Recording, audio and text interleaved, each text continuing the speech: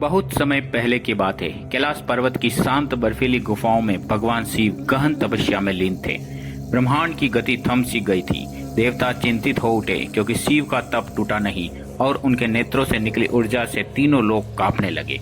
इन्हीं दिनों राक्षसों का एक बलशाली राजा वर्णासुर अमरत्व प्राप्त करने के लिए कठोर साधना कर रहा था। उसे एक गुप्त तांत्रिक ग्रंथ में एक मंत्र मिला जो शिव को उनकी समाधि से जगा देगा। वह उनसे वरदान पा सकता है, लेकिन उसे यह भी चेतावनी दी गई थी यदि शिव को असमय जगाया गया तो परिणाम विनाशकारी हो सकता है। वर्णासुर ने एक चाल चली। उसने दुर्लभ औषधियों से बनी माया भांग को तैयार किया।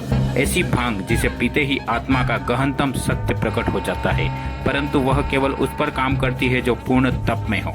वह शिव के पास गया और उनके सामने यह भांग अर्पित की जैसे कोई भक्त भोग अर्पण करता है। शिव ने बिना देखे उस भांग को स्वीकार कर लिया और पी लिया। क्षण भर में शिव की चेतना ब्रह्मांड की परिधि से बाहर चली गई। वह त्रिकालदर्शी हो गए और उन्होंने देखा कि वर्णासुर का असली उद्देश्य क्या था। लेकिन शिव मुस्कुराए। उन्होंने वर्णासुर से कहा, तू मुझे छल से जगा नहीं पाया, बल्कि मैं स्वयं तुझसे खेल करना चाहता था। अचानक शिव ने अपनी तीसरी आंख खोली और उस भांग की ऊर्जा को ब्रह्मांडीय ज्ञान में बदल दिया। उन्होंने वर्णासुर को उसका ही प्रतिबिंब दिखाया। उसका भय, लोभ, अहंकार, डर के मारे वर्णासुर वही भस्म हो गया। शिव ने कहा, भांग यदि भाव से दी जाए तो वह अमृत है, लेकिन यदि स्वार्थ से तो वही विष बन जाती है।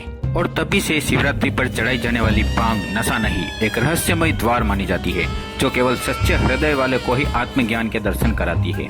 दोस्तों, ये कथा कैसी लगी कमेंट में जरूर लिखें और चैनल सब्सक्राइब